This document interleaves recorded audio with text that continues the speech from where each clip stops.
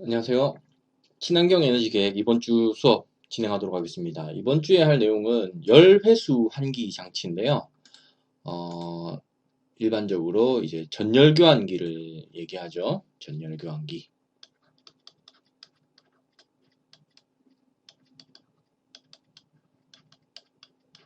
전열 교환기를 말합니다. 자, 그리고 이제 열 교환기. 열 교환기. 열회수 환기 장치는 보통 이제 전열 교환기. 열 교환기 장치는 열 교환기라는 것은 이제 액체, 기체, 열을 교환하는 장치를 열교환기라고 합니다. 우선 환기에 대한 이야기를 할게요. 환기라는 것은 예전에 여러분들 고등학교 때 학생들이 오밀조밀 모여있는 수업이 교실에 선생님들이 항상 들어오면서 꼭 하시는 말씀이 있죠. 야, 문 좀 열어라. 문 좀 열어. 창문 좀 열어라. 환기 좀 시켜라. 하는 말 있잖아요. 이제 환기라는 것은 말 그대로 이제 실내에 그 오염돼 있거나 아니면은 이제 온도가 올라가 있거나 아니면 이산화탄소 농도가 높은 공기를 이제 신선한 외부 공기를 가져와서 실내를 이제 깨끗하게 하는 실내에 공기를 배출하고 외부의 신선한 공기를 도입하는 어떤 그런 행위를 우리는 환기라고 합니다. 환기의 목적은 말 그대로 공기가 오염돼 있기 때문에 이것을 외부로 이제 배출하는 것이죠. 그래서 이제 하는 어떤 과정, 그리고 목적 이런 것은 오염된 공기를 이제 희석시키거나 아니면 배출하는 것을 말합니다. 농도를 떨어뜨리거나 아니면은 바로 이제 배출시키기 위함이죠. 그래서 이제 내부에는 이제 CO2 농도가 높을 겁니다. 사람이 이제 그 거주하는 곳 같은 경우는 소음으로 인한 이산화탄소 발생이 높기 때문에 강의실 같은 경우는 이제 막 잠이 오고 막 그러죠. CO2가 높으면은.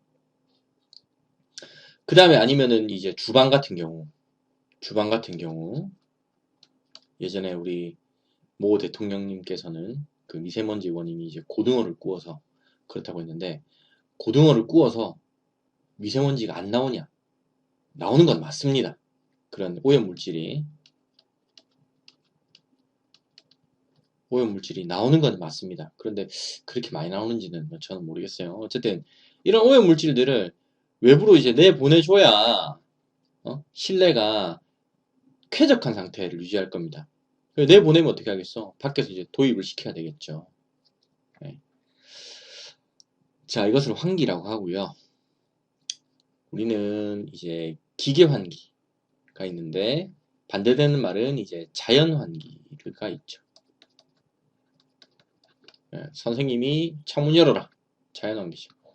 엄마가 이제 하루 종일 휴일날 방에 처박혀서 이제 게임하고 있는데 엄마가 갑자기 들어와가지고 창문 좀 열어라 하는 거. 그건 이제 바로 자연 환기입니다. 자연 환기. 근데 이제 여기 기계 환기 같은 경우는 이제 세 가지 종류가 있는데 1종 환기와 2종 환기, 3종 환기가 있습니다. 1종 환기는 뭐냐면은 이제 급기와 배기를 다 기계 설비로 하는 거예요. 기계 설비. 송풍기, 또 이제 환풍기 뭐 이런 게 있죠. 2종 환기 같은 경우는 이제 급기는 기계로 하고 배기는 자연적으로 하는 겁니다. 보통 이제 우리가 사용하는 에어컨이나 아니면 팬코일 유닛 같은 거 그런 것은 이제 실내로 공기를 샥 불어주면 어떻게 됩니까? 공기가 이제 압이 차면 이제 정압 상태가 되겠죠. 바깥보다 압력이 높을 겁니다.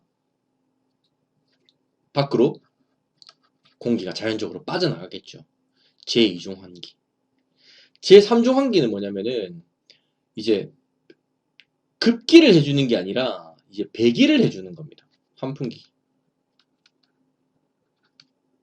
자연적으로 기계로 배기를 해주는 거죠. 이렇게 빨아당기면 어떻게 되겠어?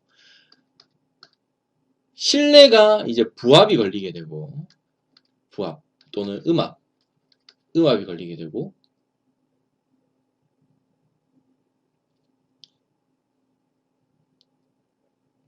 음압이 걸리게 되고, 빨아당기게 되니까 외부의 공기가 자연적으로 안으로 이제 유입이 되겠죠. 그렇기 때문에 급기는 자연적으로 하고 배기는 기계 설비를 합니다. 대표적으로 사용하는 게 이제 화장실. 여러분들 화장실 들어가가지고 불 켜면서 그 팬 키면은 빼주는 역할을 하죠. 걔는 빼주는 역할을 합니다. 그러면은 문틈이나 아니면 다른 틈으로 인해서 공기가 이제 들어오게 되는 거죠.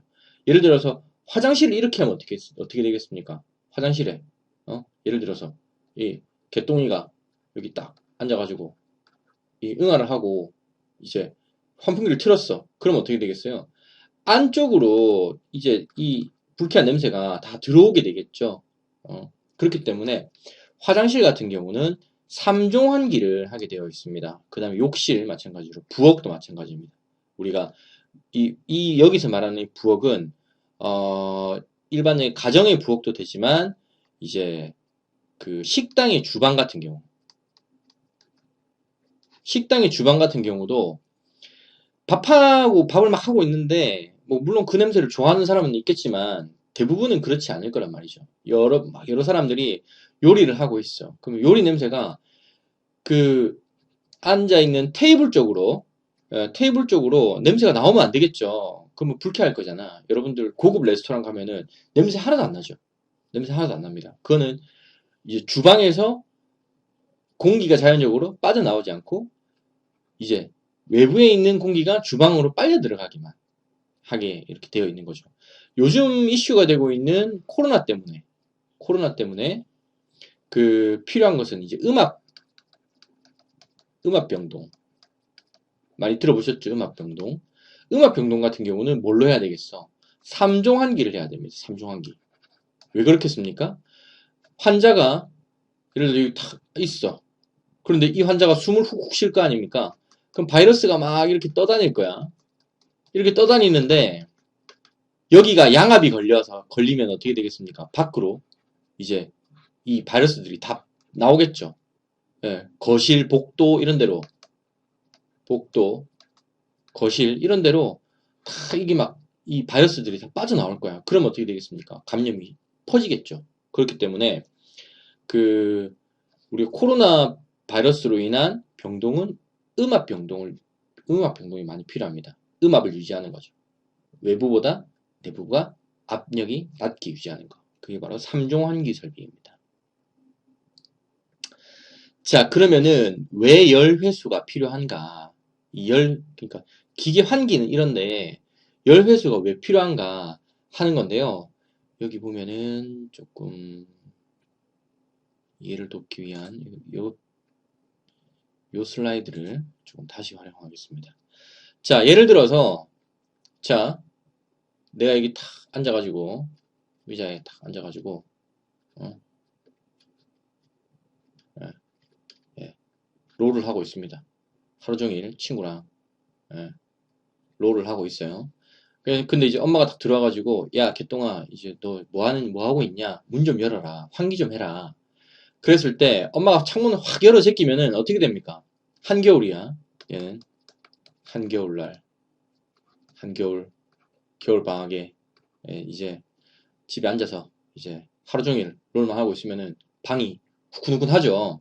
하고 막 이제 사람의 체치 냄새가 방 안에 가득 찰 겁니다. 꼬릿꼬릿한 그 향이 가득 찰 겁니다. 그 엄마가 딱 들어오죠. 엄마가 야, 뭐 하고 있냐? 창문 열어라. 환기 좀 시켜라. 이러면서 창문을 확 열면 어떻게 돼? 그러면은 실컷 데펴놓은 실내 공기가 밖으로 다 빠져나가고 어떻게 됩니까?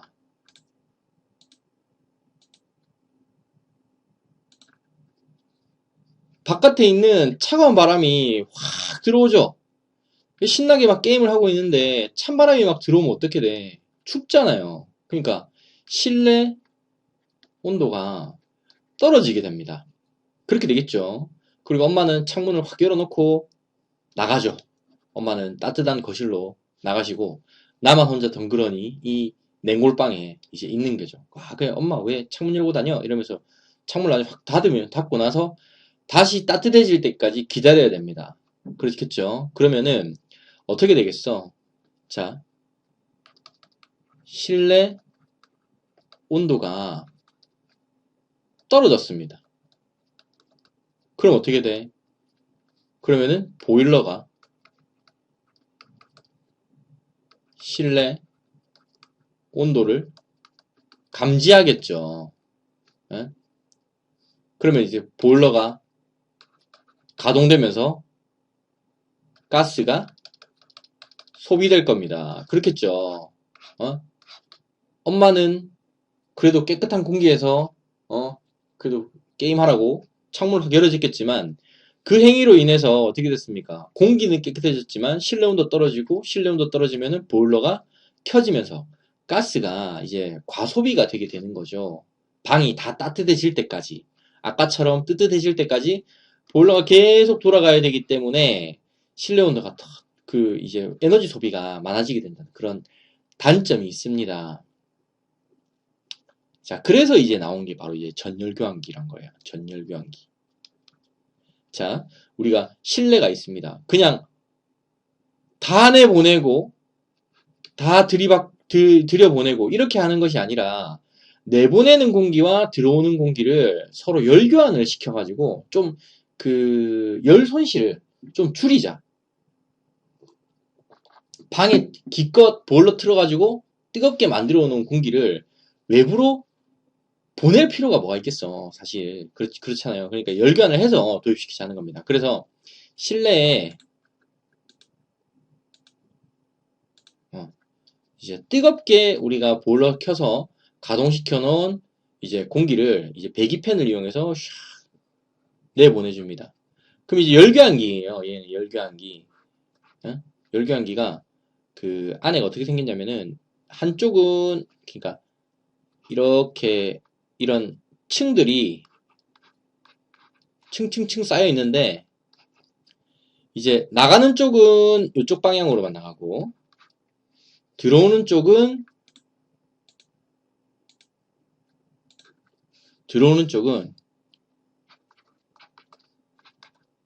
이쪽 방향으로 이렇게 통과해가지고 이렇게 들어오고요. 나가는 쪽은 이렇게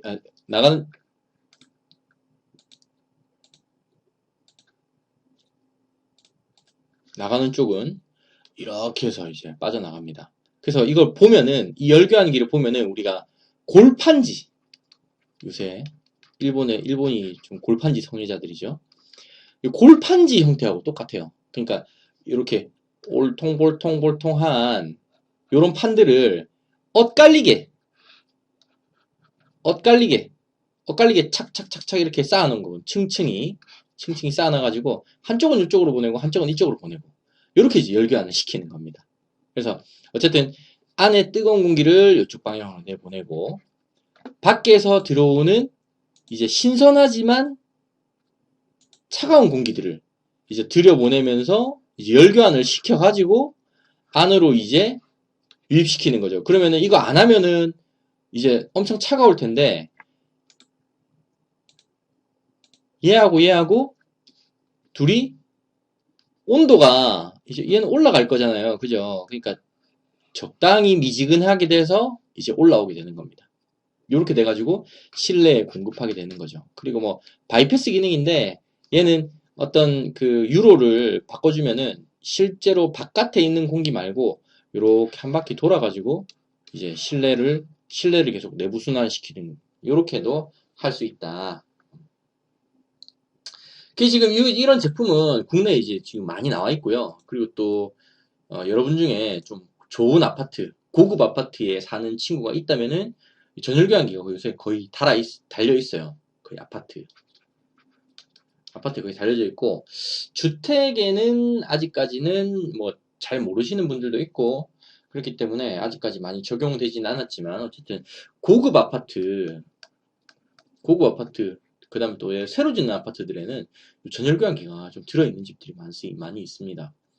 그래서 얘는 이제 뭐 HRB, 뭐 ERB라고 하는데 어쨌든 간에 Heat Recovery Ventilator 또는 Energy Recovery Ventilator라고 하는데 뭐 열이나 에너지를 이제 재생하는 환기장치다. 뭐 이렇게 생각하시면 될 겁니다. 어쨌든 얘는 배기되는 공기와 도입되는 외기 사이에 열교환을 통해서 배기되는 열량을 회수하는 거죠. 겨울철 같은 경우는. 그리고 도입 외기 같은 경우는 여름철 같은 경우는 이제 도입에는 열량을 이제 제거하는 역할을 합니다. 여름철에는 밖이 더 뜨거우니까.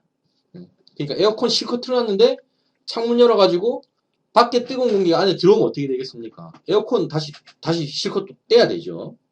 그렇기 때문에 도입 외기 부하를 줄이는 장치를 말합니다. 그리고 가장 큰 특징은 공기 대 공기 열교환기다. 약 70% 이상의 에너지를 회수 가능하다 하는 장점이 있습니다. 그러니까 냉난방비, 운전비는 이제 냉난방비죠. 절감에 크게 기여하고 있다. 여름철 같은 경우는 이제 실내가 온도가 더 T인이 Tout보다 더 낮고요. 그렇기 때문에 차가운 공기를 이제 뜨거운 공기와 서로 이제 들어오는데 열교환을 시켜가지고 이제 바깥에 있는 32도짜리 공기가 안으로 들어오면은 한 22도가 돼가지고 이제 들어오는 거죠. 상당히 많이 떨어져서 내려오는 겁니다. 그리고 20도짜리 공기를 열교환시키면서 29.5도로 이제 배출하는 거죠. 그러니까 근데 22도도 20도보다 높기는 하지만 그래도 32도짜리 들어오는 것보다는 어때요? 훨씬 낮으니까. 그러면 냉방비 절감에 크게 도움이 되겠죠. 그리고 이제 겨울입니다. 겨울 같은 경우는 이제 실내가 한 29.5도, 바깥이 한 영하 한 7도 정도 된다 칩시다. 그러면은 영하 10도짜리 공기가 안에 들어오면 어떻게 되겠어요? 겁나 춥겠죠. 그러니까 얘하고 얘를 열교환을 시켜가지고 안에 들어오면은 이거 29.5도는 아니고 약 한 뭐 한 22도 정도 될 겁니다. 22도 정도 돼서 이제 들어올 거고요. 이제 바깥으로 빠져나가는 거는 조금 좀 잘못했죠. 영상 한 7도 정도 될 겁니다. 그렇게 돼가지고 이제 영하 10도짜리 공기가 아니라 아주 많이 데펴진 한 22도 정도 돼 있는 공기가 안으로 들어오게 되면은 우리는 몇 도만 7.5도만큼만 우리가 난방을 돌리면은 되니까 난방비 절감에 크게 도움이 되겠죠. 이런 원리입니다. 그래서 아까 제가 말씀드린 골판지 아주 두꺼운 이제 골판지 그 겹겹이 쌓아놓은 골판지가 얘예요. 얘. 그래서 실내 따뜻한 공기를 샥 해서 이쪽 방향으로 내보내가지고 바깥으로 내보내고요. 외기는 이렇게 보내갖고 이쪽 방향으로 들어와가지고 이렇게 나가게 이렇게 돼 있죠. 이렇게 돼 있습니다. 그래가지고 요 전열교환기를 이렇게 달아놓으면은 실내에 있는 이런 점들이 있는 이런 오염 공기가 샥샥 빨려 나가면서 이렇게 배출되고요. 실 외부에 있는 공기가 이렇게 빠져들어가서 이렇게 돼 있죠. 참고로 지금 보면은 얘는 그 빨아 당기는 거고 여기는 배출구잖아. 그죠? 얘하고 거리를 좀 둡니다. 시공상에는. 그리고 얘도 마찬가지로 얘하고 거리를 좀 둬요. 왜냐면 얘는 오염된 공기를 배출하는 거고 얘는 신선한 공기를 도입하는 건데 가까이 두면 어떻게 되겠어? 얘가 요렇게 그대로 빨려가겠죠. 요렇게 나가서 요렇게 그대로 빨려 나갈 겁니다. 얘 마찬가지로 지금 기껏 신선하게 만들어가지고 신선히 도입했는데 너무 가까우면 어떻게 되겠어? 그대로 빨려 나가겠죠. 그러니까 보통 인아웃을 멀리 떨어뜨려 둡니다. 인아웃을 거리를 이격 거리를 이격 거리를 둬야 됩니다. 하는 것이다. 전열교환기 되고요. 그러니까 리턴과 서플라이 위치가 서로 이제 좀 이격거리가 있어야 된다 하는 것이고요. 그 다음에 이제 얘는 그 회전식 회전식 전열교환기인데 회전하게 되면은 이제 뭡니까? 공기가 회전하게 되면은 이제 증발이 발생하게 되고요. 증발이 발생하게 되면은 이게 뭡니까? 잠열 교환이 이루어지죠. 잠열 교환이 이루어지는 그런 것까지 있습니다. 아까 제가 서두에 말씀드렸던 이제 골판지 형식 같은 경우는 이제 고정식이고요. 이렇게 돌아가는 거는 이제 증발식 전열 교환기라고 보시면 됩니다. 이제 기류에 회전이 생기면은 증발이 일어나니까 증발이 일어나면 어떻게 돼? 잠열을 교환하게 되잖아요. 그죠? 이제 그런 그것까지 한다. 자, 그렇고 전열교환기의 두 가지 종류인데 하나는 이제 고정식 열교환기, 그 다음에는 회전식 열교환기가 있습니다. 그래서 이제 고정식 같은 경우는 펄프 재질, 아까 펄프가 뭡니까? 이제 이게 종이죠, 쉽게 말하면 종이, 골판지처럼 생겼어요, 실제로 보면은. 네. 그래가지고 교대 배열 방법, 아까 말했던 거죠. 엇갈리게 골판지 여러분이 보면은 골판지 한번 딱 잘라 보십시오. 단면을 보면은 이렇게 두꺼운 골판지 보면은 서로 엇갈리게 이렇게 놔뒀어요. 그렇다. 그렇게 해서 이제 열기환 효율을 높인다. 그 다음에 회전식 열기환기는 로터를 너무 빨리 돌리는 게 아니라 저속적으로 회전하면서 이제 흡습제를 사용한다. 어쨌든 증발을 유도해서 잠열 교환을 한다. 이렇게 아시면 될 겁니다. 그렇고요.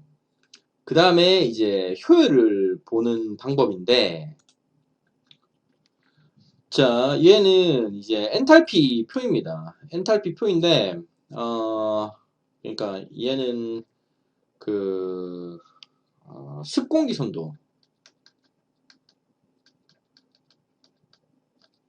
선도라고 보시면 되고요.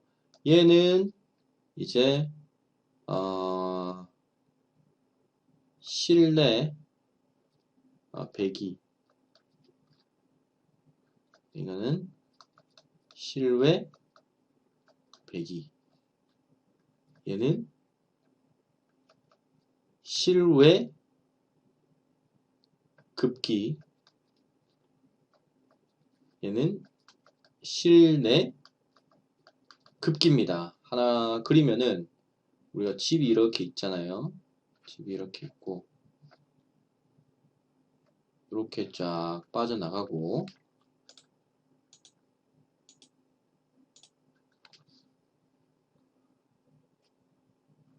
이렇게 쫙 들어온다라고 했을 때, 그러니까 얘가 HO1이고 얘가 HO2,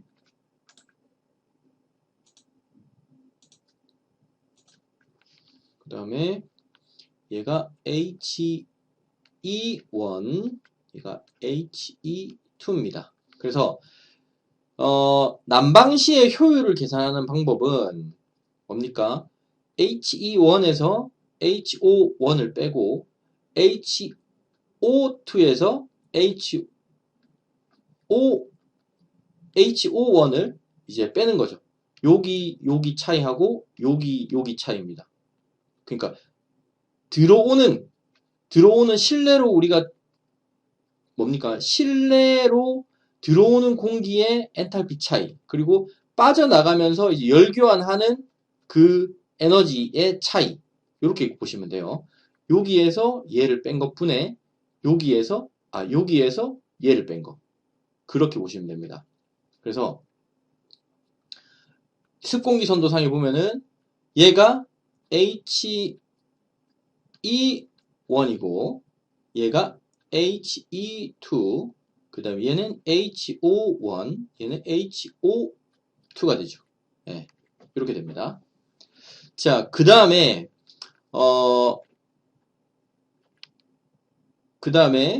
냉방 같은 경우는 이제 이렇게 되겠죠.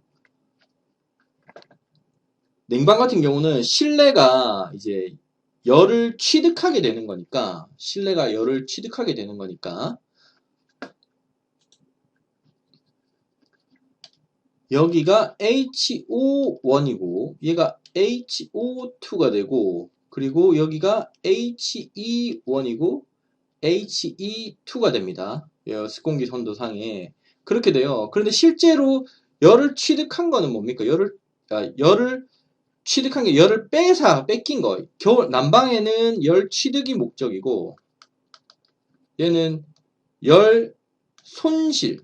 그러니까 냉각이 목적이잖아. 그죠? 냉각이 목적이잖아요. 그렇기 때문에 외부에서 도입되는 그 외기의 냉각이 분자에 들어가게 되고, HO1, 그러니까 바깥에 있는 공기, 높은 온도의 공기에서, 그러니까 빠져나가는 실내의 공기 온도차를 뺀 거죠. 그래서 HO1 빼기 HE1 분의 HO1 마이너스 HO2가 됩니다. 자, 이렇게 된다는 거, 뭐 조금 헷갈리긴 한데, 그렇다. 이렇게 이해하시면 될 거예요. 어쨌든, 그렇게 보시면 될 거다. 자, 이렇게 이해하시면 될 것 같고요. 뭐, 효율은 그렇게 계산한다. 자, 그 다음에 이제 고정식 열교환기의 이 형태는 그렇습니다. 실내의 따뜻하지만 오염된 공기가 이쪽으로 바깥으로 나가고, 외부에 차갑지만 신선한 공기가 실내로 이렇게 이제 들어오게 된다. 자, 이렇게 된다 하는 거. 그 다음에 이제 실제로 이제 집 안에 설치해 놓은 거. 이제 저희 주택에도 이거 설치가 되어 있는데요.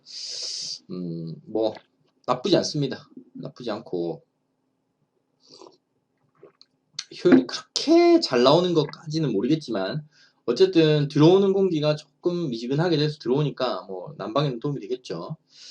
자, 고정식 전열교환기가 사용되는 곳 주거 건물에 적합합니다.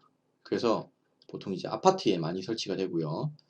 경제적이며 설치가 쉽습니다. 별로 어렵지 않다. 그냥 이거 하나 달고 덕트 몇 개만 설치하면은 다 되니까 별로 어렵지 않은 공사다.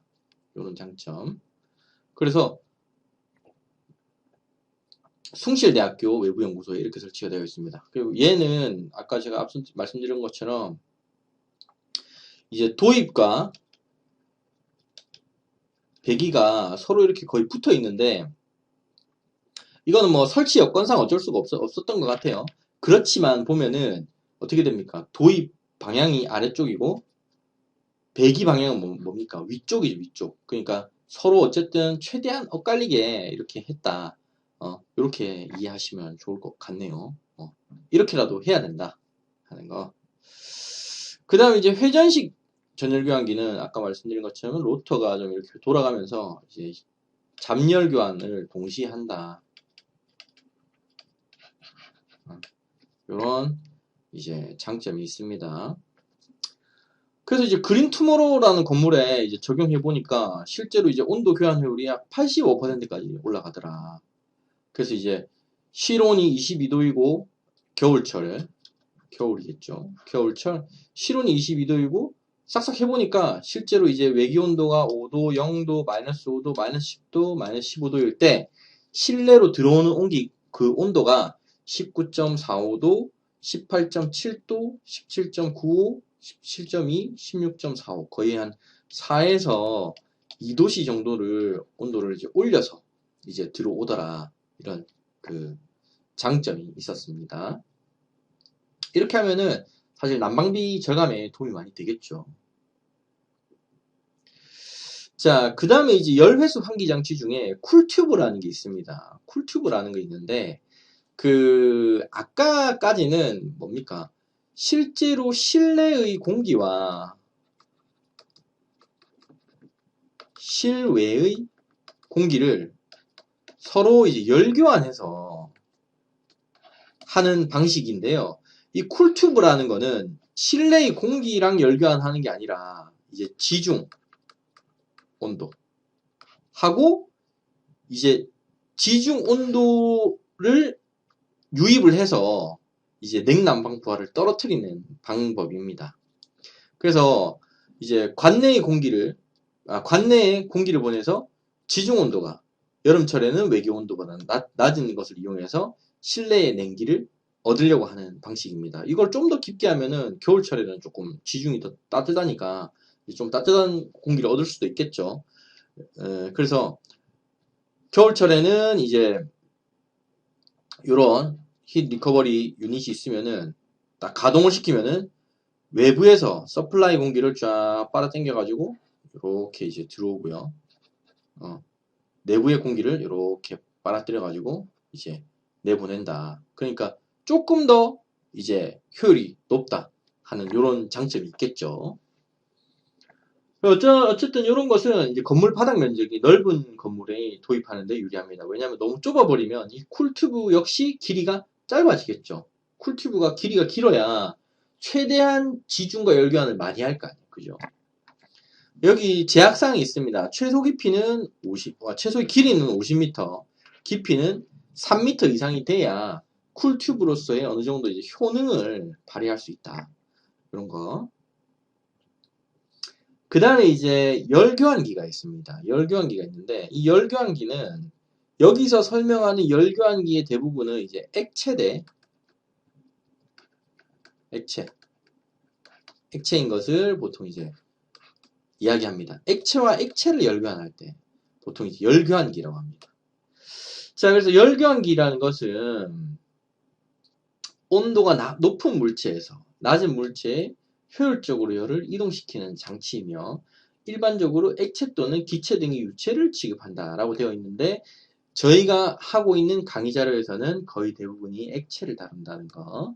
그 다음에 열교환기는 가열 및 냉각 용도로 사용이 됩니다.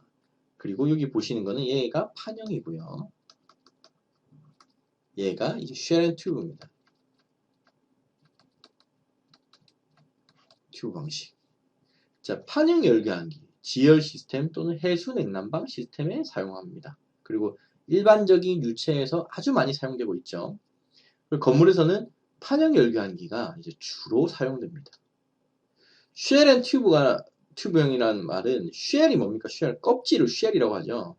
이렇게 껍질이 있고 안에 촘촘한 튜브들이 들어가고 서로 유체가 이렇게 지나가면서 열교환을 하는 방식을 우리는 쉘 앤 튜브 방식이라고 합니다. 그래서 두 가지 타입이 있다. 판형 열교환기는 아까 우리가 봤던 그 뭡니까 전열교환기처럼 이런 식으로 유체의 방향을 엇갈리게 요 보면 구멍이 이렇게 나 있죠. 이쪽으로 흐르겠죠. 이건 이쪽으로 흐르겠죠. 이런 식으로 해가지고 엇갈리게 해가지고 딱 붙여 놓은 겁니다. 그러면 열이 이쪽으로 이렇게 서로 전달이 되겠죠. 그런데 그 보면은 이런 플레이트 타입 열교환기가 보통 유로를 이렇게 배치하진 않아요. 거의 대부분 거의 이런 식으로 배치를 해야 아무래도 이제 뭡니까 그 열교환도 중요하지만 아무래도 그 뭡니까 유체의 그 마찰 손실을 줄일 수 있기 때문에 아무래도 유로를 이렇게 와가지고 이렇게 가게 되면 어떻게 되겠어? 너무 손실이 크겠죠. 그러니까 조금 이런 식으로 유로의 방향과 맞도록 그렇게 돼 있다 하는 거. 그 다음에 이제 쉘 앤 튜브형 열교환기는 아까 말씀드린 것처럼 이 바퀴가 쉘이고 안에가 이제 튜브입니다. 그래가지고 유체가 이렇게 공급이 되면은 이렇게 순환되면서 이제 열교환을 하겠죠. 그리고 얘는 이렇게 해서 튜브로 슉슉슉 이렇게 가서 이렇게 나가고 이런 방식을 우리는 쉘 앤 튜브형 열교환기라고 합니다. 판형 열교환기와 쉘 앤 튜브 열교환기의 이제 비교인데 열교환 성능은 판형이 좀 우수하고요. 쉘 앤 튜브는 조금 떨어진다. 설치 공간 판형 열교환기가 여러분 보시면 아시겠지만 월등히 유리합니다. 그 다음에 오염도 같은 경우 비슷하고요. 이제 동파와 누수 같은 경우는 판형이 조금 불리합니다. 좀 불리하고 쉘 앤 튜브가 조금 더 낫다. 사용 압력은 판형 역시 마찬가지로 조금 불리하고 쉘 앤 튜브가 조금 낫다. 용량은 판형은 아주 작은 열교환기부터 대용량까지 설치가 가능하고 쉘 튜브는 좀 대용량에만 적용이 되고 있습니다. 그 다음에 강도가 조금 떨어진다. 경제성이 아주 높다. 그리고 참고로 여러분들 집집마다 설치되어 있는 경동, 그 다음에 귀뚜라미, 보일러 안에 보면은 손바닥만한 이런 판형 열감기가 다 들어있습니다. 예. 한번 용기가 있는 분들은 보일러 껍데기 한번 열어가지고 판형 열감기가 어떻게 생겼는지 한번 볼 수 있습니다. 열어보면 안에 들어있습니다. 판형 열감기가. 자, 판형 열감기 뭐 이렇게 생겼다. 그래가지고 이렇게 샥 들어가면은 요렇게 또 요렇게 와서 요렇게 와서 요렇게 해서 요렇게 이건 유체는 요렇게 와서 요렇게 나간다. 예. 이렇게 이해하시면 돼요. 서로 지나가면서 이 열교환이 돼버린다. 그런데 이제 판형 열교환기는 판과 판을 이제 서로 붙여놓은 방식입니다. 붙여놓은 방식이기 때문에 서로 유로를 달리 해가지고 서로 유체가 만나지는 않아요. 절대 만나지는 않는데 아무래도 이런 얇은 판을 서로 붙여놨기 때문에 그 이제 누수나 파손이 생길 우려가 조금 높다 이런 단점이 좀 있습니다. 그리고 이 판형 열교환기 같은 경우는 이제 장점이 뭐냐면은 이렇게 보면 이 판때기를 다다다닥 붙여놨으니까 나중에 이제 청소가 필요하다 이런 판때기를 얘를 착 풀어가지고 쫙 하나씩 빼면은 다 빠져요. 빠지기 때문에 얘를 이제 솔 가지고 치우면은 이제 스케일 제거 가능하다는 그런 장점이 있습니다. 뭐 잘 하진 않지만 어쨌든 뭐 기능상으로는 그런 게 있다. 그래서 판형 열교환기는 이렇게 생겼습니다.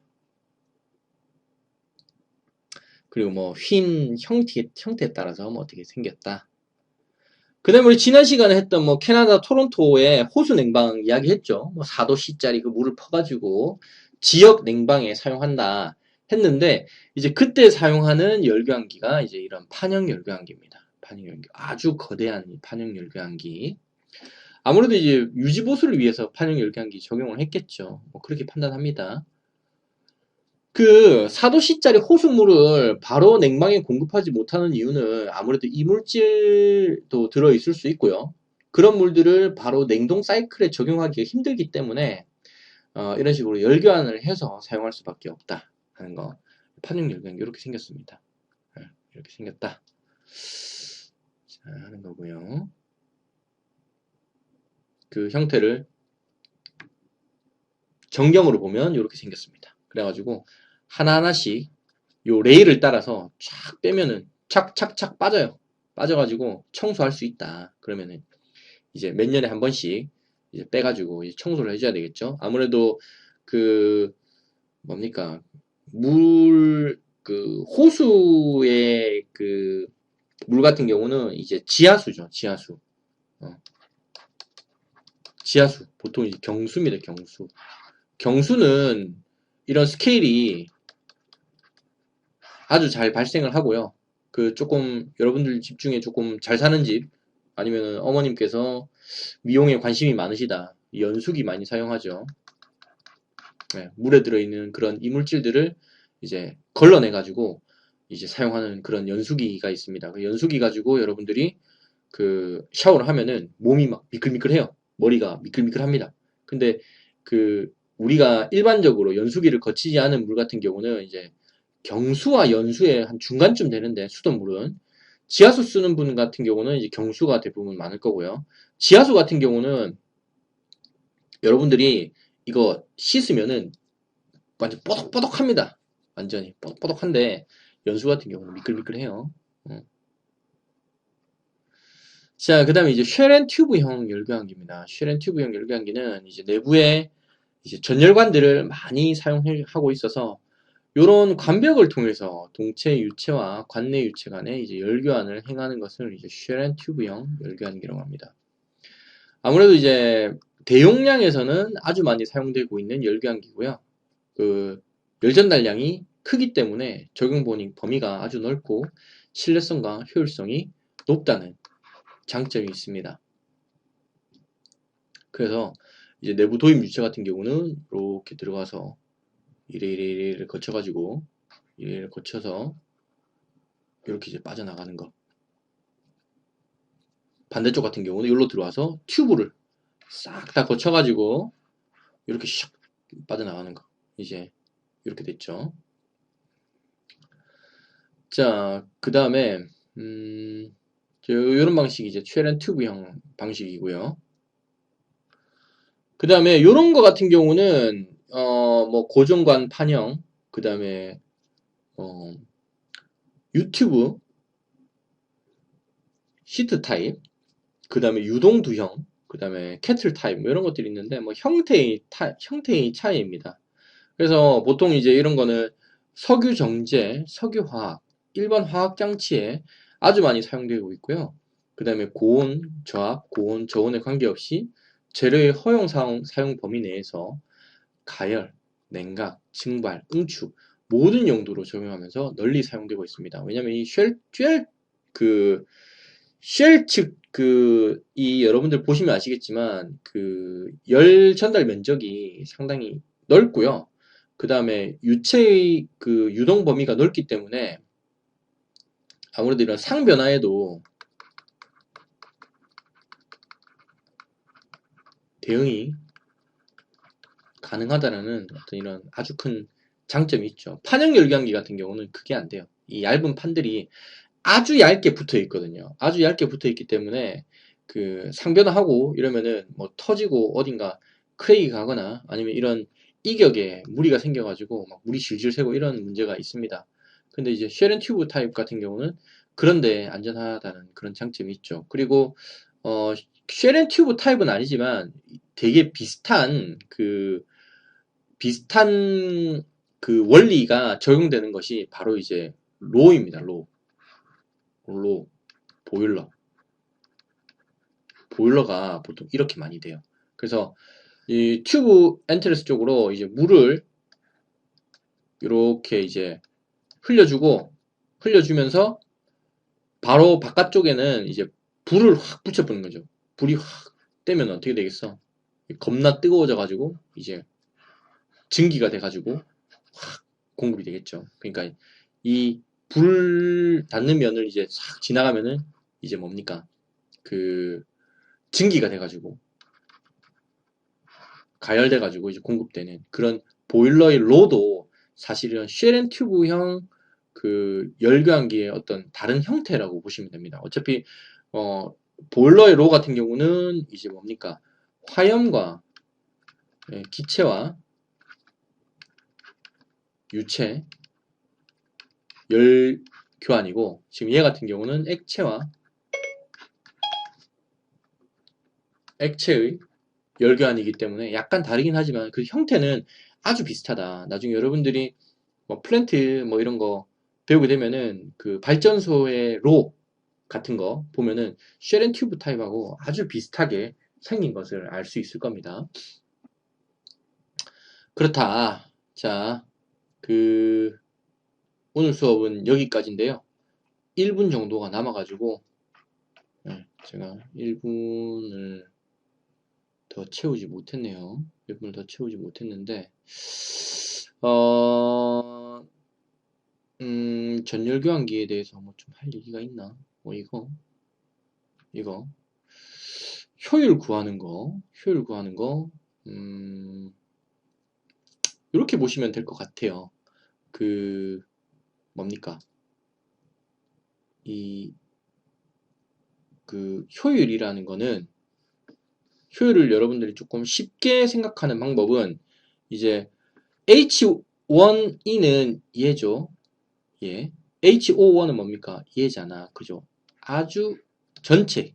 얘도 마찬가지로 HO1은 여기고 HE1은 뭡니까? 얘죠. 그 전체. 예. 전체 분의 얘는 그러니까 효율 이타는 전체 델타 H 분의 그러니까 전체 H라고 하는 것보다는 델타 H 맥스라고 하는 게 더 낫겠다.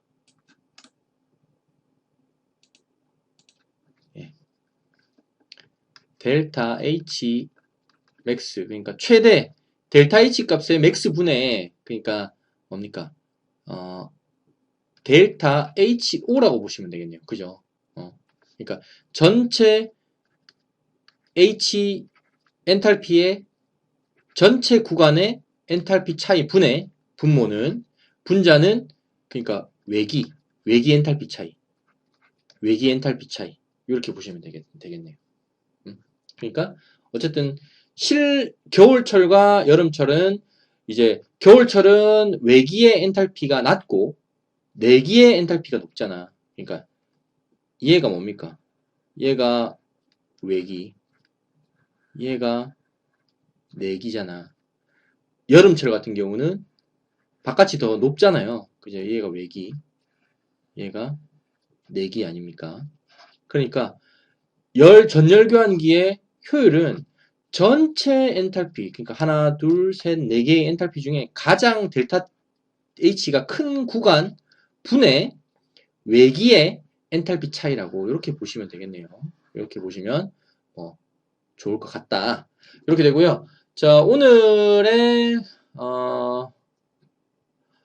과제는 요거 하겠습니다. 오늘 과제는 음압 병동, 요즘 화제가 되고 있는 음압 병동을 몇 종 한기 설비로 해야 하는가, 여기에 대한 과제를 제출할 테니까 한 장 정도로 여러분 정리해가지고 왜 그래야 되는지, 뭐 또 음압 병동은 또 어떤 게 있는지, 이런 거 한번 조사하는 걸로 이번 주 레포트 하도록 하겠습니다. 수고하셨습니다.